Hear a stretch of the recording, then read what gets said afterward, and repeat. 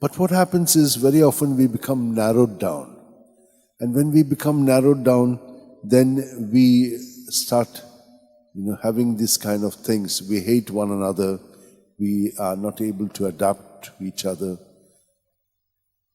But if we are in the Lord, then like the Lord we shall be.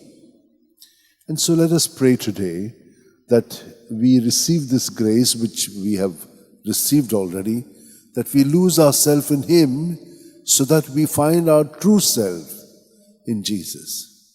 And in Him we will be able to best adapt, adjust, and respond to others in love as He is telling us.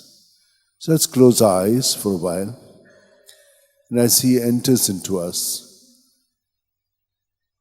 He fills us with all that we need.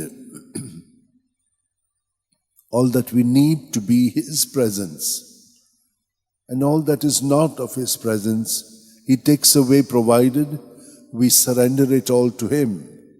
Our thoughts, our feelings, our attitudes, our ways, behavioral patterns, surrender them to Him. And He takes them, He purifies them, and He gives us back all that is good again in the next breath.